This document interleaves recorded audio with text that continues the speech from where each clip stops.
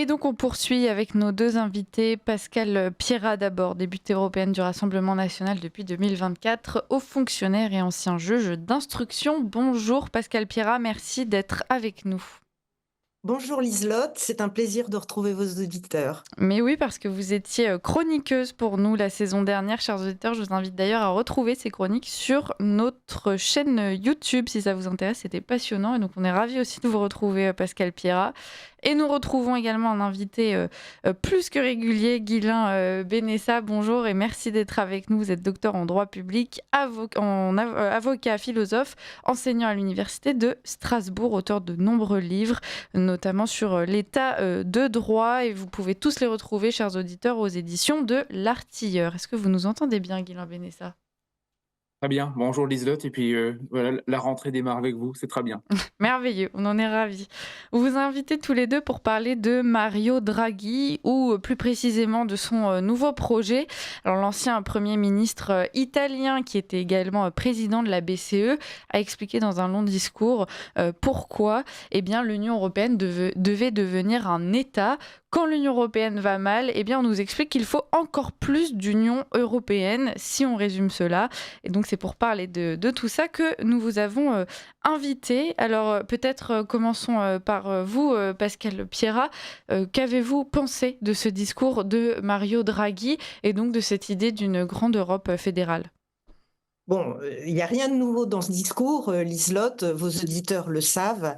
En réalité, la construction européenne, c'est un but et une méthode. Le but, on le connaît depuis 1950, hein, il était compris dans la déclaration Schuman, c'est la création d'une fédération européenne. Et la méthode, on la connaît également, c'est la méthode dite fonctionnaliste, c'est-à-dire qu'on avance par petits pas, par des acquis supranationaux qui font des effets cliquets, si vous voulez, et par rapport auquel il est très compliqué pour les nations ensuite de redescendre. Voilà. Donc, le discours de Mario Draghi, outre le fait qu'il est extrêmement critiquable, parce que ce monsieur qui nous explique que rien ne va plus en Europe, c'est celui qui a été donc en effet à la tête de la Banque centrale et qui a activement participé à ce qu'est devenu la construction européenne et aux conséquences que cela a eu pour les divers pays. Alors, si vous voulez, d'une part, sur le principe, on se passerait bien de ses conseils puisqu'il a participé à tout ça, mais puisqu'il faut donner un avis, je dirais qu'il utilise là la méthode habituelle, c'est-à-dire que quand l'Europe ne va pas, on nous propose toujours plus d'Europe, c'est-à-dire toujours plus d'intégration dans un schéma arrêté. Mmh. Alors au moins, il semble partager le constat que l'Union européenne va mal. Guylain Benessa, même question que pour Pascal Pierrat. Comment est-ce que vous avez perçu ce discours? Et puis peut-être qu'on peut ensuite dresser un bilan de tous ces dysfonctionnements de l'Union européenne, en s'interrogeant d'ailleurs si ces dysfonctionnements ne sont pas le fruit direct de la façon dont a été pensée et voulue l'Union européenne à sa source. Bon écoutez, Liselotte, on va démarrer la rentrée en fanfare. On va essayer de quand même d'être clair, en cette fin d'août qui annonce le pire. On a Bayrou, on a Draghi, enfin bref, une foule de choses qui coordonnent en cette rentrée. Alors pour être clair, vous savez, je suis partagé, en fait, personnellement, je vais aller au fond du problème, je suis partagé. Évidemment, je rejoins ce que Pascal Pirrat a dit sur le fait que, de toute façon, il n'y a rien de nouveau. C'est la vieille lune des années 50 qu'on rejoue, en fait, toutes les 5 minutes, par d'une autre méthode, d'une autre manière plutôt. On a eu le coup des vaccins qui devaient accélérer la fédéralisation. On nous a joué le coup avec la dette commune. On va nous rejouer le coup demain avec d'autres méthodes. C'est toujours la même chose. Maintenant, au fond, il y a deux choses qui m'intéressent tout de même. Je me pose réellement des questions quant à l'intelligence de Mario Draghi et quant à l'intelligence profonde des gens qui nous vendent le programme. C'est-à-dire que je veux bien, je veux bien l'idéologie. Vous savez, on a tous un fond d'idéologie, quel qu'il soit. On peut l'échanger, on peut en changer, on peut en tout cas réfléchir. Je ne sais pas comment est-ce qu'on peut une seule seconde tenir le discours qui est concrètement le suivant. Rien ne marche depuis 75 ans, depuis 1950, mais j'accélère encore plus le suicide auquel je fais partie depuis 75 ans. C'est à peu près comme si la France était, c'est ce qu'on vit un petit peu, je pense, un cancer en stade terminal, et on nous explique qu'en fait tout va bien, parce que le malade, depuis 75 ans, se porte très très mal, mais plus il se porte mal, mieux ça vaudra. Je trouve ça absolument invraisemblable. Soit l'idéologie a tellement corseté la chose qu'elle a remplacé l'intelligence, soit il y a une stupidité profonde ou une ignorance crasse qui a remplacé même l'idéologie. Maintenant, deuxième remarque rapide, il y a quand même une toute petite chose qui m'a intéressé, c'est que Mario Draghi a imploré de supprimer les obstacles inutiles pour que nous puissions faire la fédéralisation non pas seulement en situation d'urgence, mais en situation normale. En gros, ça veut dire que jusqu'à présent, et c'est le saut fédéraliste classique, plus il y a des problèmes, plus il faudrait plus d'Europe. Et là, Mario Draghi nous dit, on n'a pas besoin de problème, on peut fédéraliser l'Union européenne dans les temps ordinaires. Ce qui veut dire que, alors même, je disais à l'instant que rien ne va depuis 75 ans, on n'attend même plus un prétexte pour avancer l'agenda fédéraliste. On dit, ah ben écoutez, c'est très bien, rien ne fonctionne, on s'ennuie, suicidons-nous un peu plus tous les jours, même en temps ordinaire, pas besoin d'un état d'urgence pour le faire. Sincèrement, je ne sais plus quoi penser de cela. Voilà, il y a cette petite distinction du fédéralisme en temps ordinaire. Pour le reste, Draghi fait du Jean Monnet, vous savez. Sur le fond, Jean Monnet, Mario Draghi, c'est la même chose. C'est-à-dire que depuis 75 ans, des gens financés par les USA, dont le fameux comité d'action pour les États-Unis d'Europe de Jean Monnet, nous vendent la fédéralisation du système. Rien de nouveau sous le soleil, si ce n'est que la mort continue. Alors Pascal Pierrat, vous, sans contribuer à ce suicide, vous avez quand même choisi Non, d'aller travailler au plus proche de la maladie. Comment est-ce que vous réagissez à cela? Parce qu'on entend Guillaume Benessa, c'est effectivement, cette idée de très. fédéralisme et ce suicide, c'est quelque chose qui nous colle depuis 70 ans. Oui, alors, votre question est très pertinente. Euh, Vous savez, c'est un choix particulier de devenir député européen, parce qu'évidemment, là, on est au contact total de la matrice, si vous voulez. Et ce que j'ai découvert, et il m'a fallu de longs mois pour croire ce que je voyais, c'est que nous ne sommes même plus dans l'idéologie, puisque je dirais, l'idéologie, vous pouvez au moins essayer de trouver quelques discussions contradictoires. Vous êtes au-delà de ça, vous êtes dans la croyance dogmatique, c'est-à-dire qu'on est psychanalytiquement même dans le domaine du religieux, si vous voulez. Donc les dogmes sont posés, ils ne sont pas discutables. Donc je rejoins ce que vient de constater Ghislain Benessa, on est au-delà de la raison. Alors comme dirait l'autre, après c'est le soleil, vous voyez, on est au-delà de la raison. Alors, euh, pourquoi c'est intéressant d'être ici? Parce que précisément, alors moi, vous savez, j'étais magistrat, donc je suis juriste de formation, et il est extraordinairement intéressant de voir comment tout cela se fabrique, comment tout cela se pense, et je me réjouis précisément, et c'était l'objet de mes chroniques l'année dernière, de pouvoir témoigner.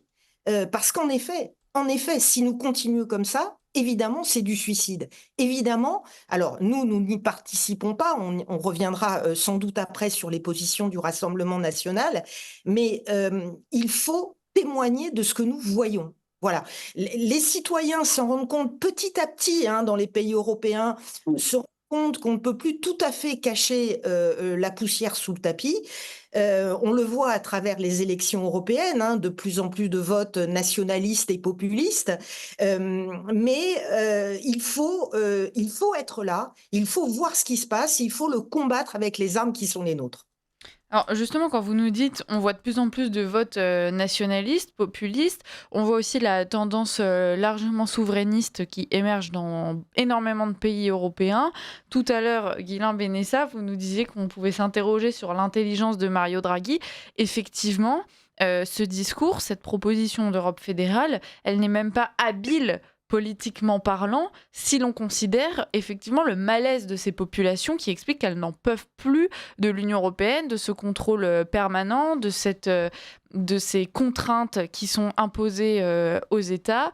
Donc soit c'est un manque d'habileté et d'intelligence, soit c'est une fois de plus la preuve, et c'est peut-être plus grave, qu'ils ont conscience qu'ils n'ont même plus à se préoccuper de la vie de leurs administrés et que finalement, ils ont le choix d'organiser cela comme ils veulent et ensuite que les gens soient contents ou non, ça c'est même plus leur problème.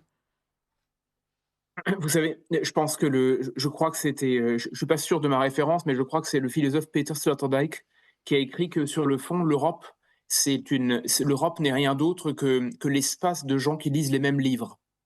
Alors, à mon avis, c'est très juste. Le problème, c'est qu'ils lisent les mêmes livres et ils en lisent très peu.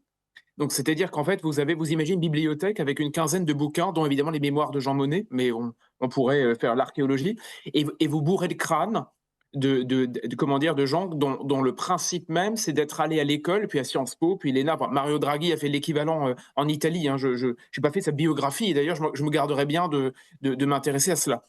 Bref, vous avez une aptitude à n'apprendre que les mêmes livres, avoir les mêmes références, et au bout d'un moment, vous ne vous rendez même plus compte que la réalité existe.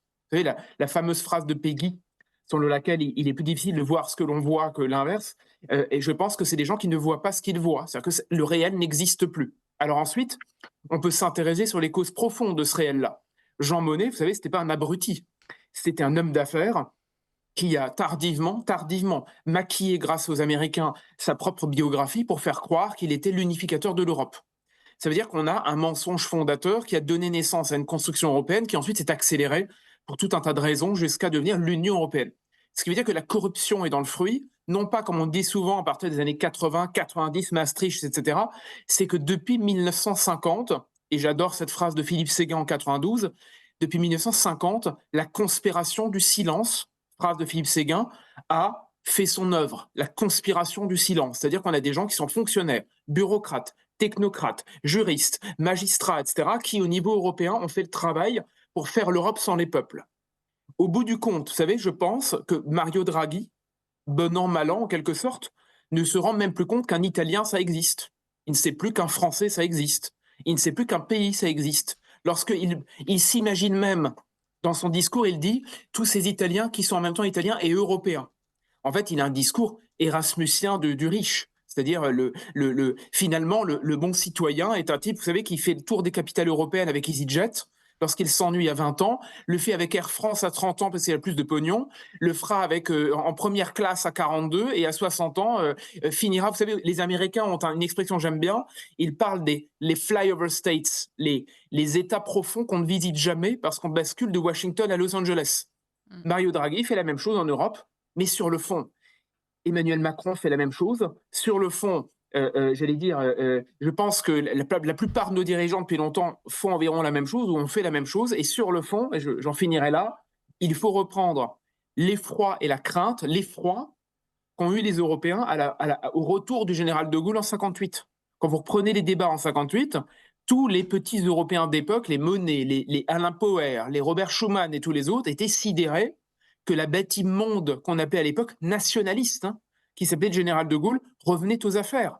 Et aujourd'hui, Mario Draghi nous dit exactement la même chose. Il nous dit, attention, là, il n'en parle pas uniquement, mais les nationalistes sont là.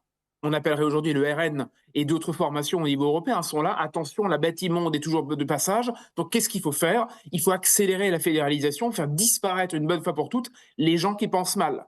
Et la grande question, à mon avis, qu'aujourd'hui, qui doit interroger tout le monde avec les questions, comme vous savez, les manifs du 10 septembre et tout le reste, c'est que par-delà les étiquettes politiques, droite, gauche, centre-droit, peu importe, il y a en fait deux camps très nets, et tout le reste, c'est la littérature.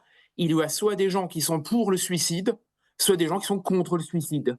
Il y a des gens qui ouvrent les yeux et qui savent que si on continue, on est mort, parce que c'est le programme voulu depuis 75 ans, Jean Monnet détestait la France, il détestait les Français, ça ne l'intéressait plus, c'était un homme d'affaires et l'homme lige des États-Unis. Mario Draghi et tout, c'est la même chose. Ou alors, on se réveille et on se dit, on veut le pouvoir, et à la limite, droite, gauche, en dessous, en bas, ailleurs, peu importe, on veut retrouver sa liberté, son champ d'action et décider pour demain. Tout ça se joue aujourd'hui. Mario Draghi le sait parfaitement, il a juste oublié une chose en cours de route, c'est qu'il y avait encore une majorité, on va dire, du vulgum pecus, des petites gens, qui vivent très loin de lui et très loin des délires, Pascal Pierre a raison, quasi psychanalytiques, qui leur ont fait prendre l'Europe pour une réalité depuis 75 ans.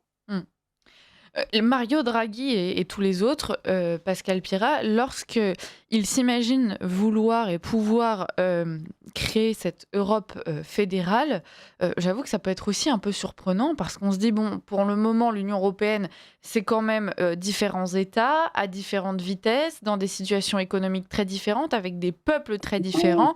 En réalité, la mission de vouloir fédérer tout ce beau monde sous un seul et même drapeau, un seul et même État, ça semble être être un casse-tête tellement monstrueux que choisir consciemment de vouloir s'y coller, ça relève presque du masochisme. Alors pourquoi et surtout comment pourrait-il s'y prendre pour pouvoir nous faire avaler l'idée qu'il serait possible de mettre tout le monde dans un seul et même panier, au même régime, alors qu'on a ces différences si fondamentales entre les Estoniens, les Italiens, les Français, les Allemands, n'en parlons pas, et tous les autres. Alors, vous dites à très juste titre, mais comment peuvent-ils faire? Et j'ai envie de dire, ça prouve que vous êtes saine d'esprit. Parce qu'en effet, quelqu'un qui agit, qui raisonne un petit peu, se demande comment on peut arriver à avoir pour but de faire le grand mélange, en fait. Alors, en réalité, c'est beaucoup plus facile que vous ne pensez. Pourquoi? Mais parce qu'ici, chère Liselotte, tout le monde est d'accord. De l'extrême gauche jusqu'à la droite atlantiste, tout le monde est d'accord. Ici, vous n'avez pas les oppositions politiques qui se jouent sur le théâtre national. Les gens sont d'accord. Les gens sont d'accord parce qu'ils sont déconnectés. Je crois même pas que ce soit qu'ils sont déconnectés. Moi, je crois qu'il y a vraiment quelque chose, encore une fois, de religieux.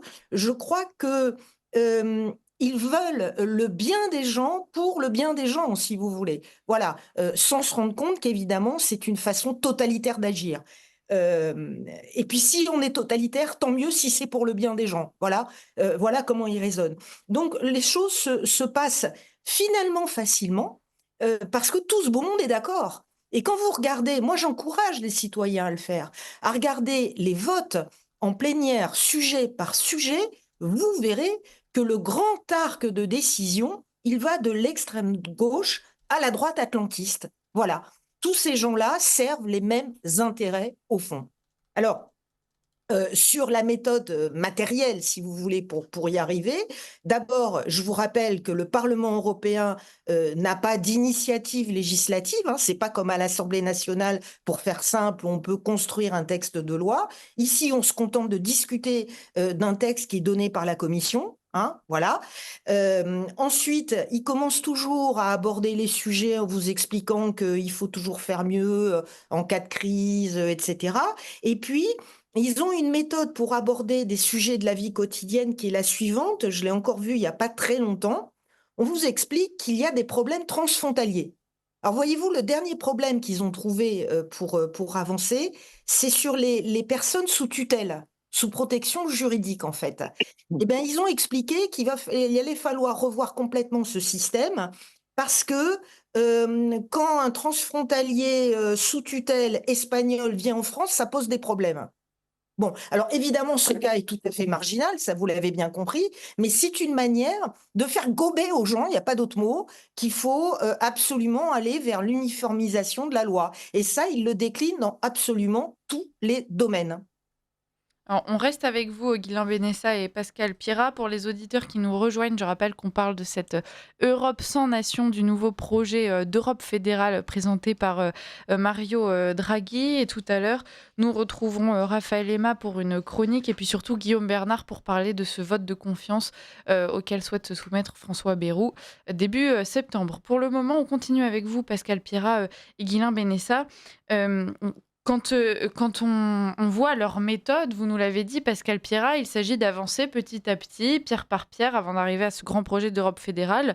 L'une des pierres qui a été posée et sur laquelle d'ailleurs travaillent encore tous ces agents de l'Union européenne, appelons-les comme ça, c'est bien évidemment une uniformisation et un travail de sape de l'identité, pour le coup, à l'intérieur même des nations. C'est-à-dire que c'est ces relais de l'Union européenne qui travaillent pour faire oublier aux Français qu'ils sont avant tout Français, aux Estoniens qu'ils sont avant tout Estoniens, etc. Guilain Benessa, sur oui, ce travail de sape de notre identité. Écoutez, vous êtes, Liselotte, d'une naïveté confondante en cette rentrée. C'est ma jeunesse. Non, non, mais c'est peut-être votre jeunesse et il vaut mieux la fougue de la jeunesse que l'ennui des fois de la vieillesse. Donc je vous envie moi-même. Bref, pour être clair, prenons les choses par le début et réglons définitivement cette problématique du fédéralisme européen et de comment est-ce que cette mélasse fédérale a pu se faire. Premier discours de l'histoire de la haute autorité de la CECA. Nous sommes en 1952. Premier discours tenu par Jean Monnet. Jean Monnet, réuni pour la première fois à Luxembourg. Jean Monnet dit: il n'y a pas d'alternative. Il n'y a pas d'alternative. L'Europe sera supranationale et fédérale, sinon rien. Premier discours de Jean Monnet il y a 73 ans. Comment voulez-vous ensuite, 73 ans plus tard, que nous n'ayons pas, comment dire, quand il n'est pas, parce que là j'admets que je n'en fais pas partie et je n'aurais jamais succombé au charme, même jeune, de cette Europe fédérale. D'ailleurs, Dieu m'en garde. On parlait de religion tout à l'heure, mais ça veut dire que depuis 73 ans, le programme est fixé par le père spirituel qui disait il n'y a pas d'alternative à cela. Ce qui fait que quand je dis vous êtes un peu naïve, Liselotte, c'est parce qu'en fait, l'Europe est déjà fédérale. Alors, elle l'est par la bande, elle l'est d'une autre manière, elle le jouait par effraction, si je puis dire, mais regardez, qu'est-ce qu'il nous reste comme compétence? Je vous donne un exemple très simple. Il y a quelques années, des gens sont descendus dans la rue pour râler, à juste titre, contre le contrôle technique des deux roues. Le fait que quand vous êtes motard, vous devez subir un contrôle technique. Ce contrôle technique, le gouvernement n'en voulait pas d'Emmanuel Macron. Je ne sais plus si c'était Castex ou un autre, hein, j'ai oublié. Maintenant, on a des premiers ministres qui durent pas très longtemps, voire qui sautent je veux dire, quand le budget vient. Enfin, on va voir dans 10 jours. Mais bref, le contrôle technique, en réalité, pourquoi est-ce qu'il a été imposé par le gouvernement? Parce que c'était une demande européenne contre laquelle le gouvernement n'a pas pu se rebeller et qui a été imposée en fait par la Cour de justice de l'Union européenne. Je vais un peu vite, mais vous avez compris l'idée. Ce qui veut dire qu'un motard doit se soumettre à un contrôle technique parce que l'Europe le veut. Si ce n'est pas du fédéralisme, je ne sais pas quoi dire. Alors, ça ne s'appelle pas encore État fédéral, je suis d'accord, mais c'est déjà là. Ce qui veut dire que la vraie question, et Pascal Pirard a raison, parce que le mot-clé n'est pas État fédéral. On l'a déjà, en fait, de façon déguisée, ce n'est pas un vrai État. Mais je vous rappelle que la justice est sous tutelle européenne, la monnaie, on n'en a plus, l'État est en train de périr, il ne reste pas grand-chose des attributs d'une souveraineté nationale, hein, si ce n'est des oripeaux ou des miettes. Ce qui veut dire que la vraie question qui se pose, ce n'est pas le fédéralisme, c'est le totalitarisme.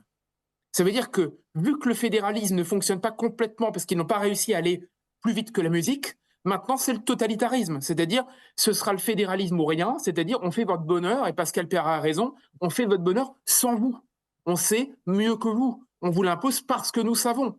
Et moi, ce que je reproche, vous savez, à ça profondément, soyons machiavéliques ou un peu politiciens, comme dirait De Gaulle, 5 minutes. À la limite, si c'était les philosophes de l'année, vous voyez, si on avait des Platons sur la colline, si on avait des gens qui littéralement étaient des experts, mais des bons experts, vous savez, à la limite, la démocratie athénienne n'était pas, au fond, une démocratie, on va dire, au sens où on l'entend aujourd'hui. Il y avait aussi des éclairés, il y avait des gens qui guidaient, il existait le tribun de la plèbe. Nous n'avions pas un système, on va dire, façon XXe siècle. Si à la limite, nous avions ce type de ça, je veux bien. Mais le problème, c'est que la pseudo-démocratie qu'ils nous vendent est tenue par, on en parlait tout à l'heure, des gens qui, sur le fond, ont lu une dizaine de livres, reproduisent le catéchisme, ont appris le dogme à l'école et font rigoureusement n'importe quoi depuis 75 ans. Donc c'est ça le problème, c'est qu'il n'y a pas de lumière au bout du tunnel, c'est qu'ils nous entraînent dans un tunnel sans lumière, qu'ils sont en train d'éteindre la lumière et qu'ils nous disent « c'est pas grave, vous inquiétez pas, un jour ou l'autre, il y aura bien un flambeau, la preuve c'est que c'est moi qui le porte ». Mais personne ne le voit, tout le monde s'inquiète et ils nous disent quand même « vous inquiétez pas, ça va bien se passer ». Ouais. Pascal Pirard, quand vous entendez Guilain Benessa nous expliquer que finalement tout ça, ça fait partie de l'ADN même de l'Union européenne, est-ce que vous avez quand même espoir de pouvoir travailler à la proposition d'une Union européenne qui prendra plus en compte les peuples, leur souveraineté, leur libre arbitre, ou est-ce que ce que vous faites, c'est d'essayer de limiter la casse de là où vous êtes? Non, alors évidemment, sinon je ne me serais pas engagée dans ce combat-là. Heu, j'ai l'espoir parce qu'il y a de la vie, il y a de la vie, il y a de la force, il y a des élections dans les pays qui disent quelque chose et moi j'ai l'espoir qu'on puisse aboutir à un moment donné à une telle majorité qu'on puisse, réformer les traités et modifier évidemment, l'ADN de cette construction européenne. De toute façon, si vous voulez, moi je considère que, les gens qui vendent facilement la sortie de l'UE, hein, le Frexit, sont, des prestidigitateurs de la politique, si vous voulez. Si vous voulez, on peut parler de la sortie de l'Union européenne, on peut expliquer pourquoi là, ça n'est pas possible. C'est quelque chose qui est totalement hors sol et je crois que c'est pas honnête de vendre ça directement aux gens. Voilà. Ce qui est honnête, c'est de leur dire, voilà comment ça se passe. Je vous explique, je témoigne de la façon dont ça se passe, je vous alerte des dangers qui arrivent sur le plan national, car n'oubliez pas que ce qui est décidé ici aujourd'hui arrivera demain dans le pays. Voilà, ça c'est quelque chose d'important. Ensuite, il faut se renforcer sur le plan économique, sur un certain nombre de plans, et sur le plan même moral, je dirais, hein, au niveau du pays, pour pouvoir sereinement ensuite voir de quelle façon nous pouvons procéder à un changement de ce système. Merci, beaucoup Pascal, Pierrat, en tout cas pour votre, travail. Ça ouvre beaucoup d'autres débats sur ce fameux, Frexit. Est-il possible? Comment? Dans quelles conditions? Est-il souhaitable? L'occasion de vous réinviter avec, pourquoi pas, vous aussi, Guilain Benessa. Merci à tous les 2 d'avoir été, avec nous ce matin. Vous êtes des invités réguliers, donc on a déjà hâte de vous retrouver. Je vous souhaite une excellente journée et à très bientôt.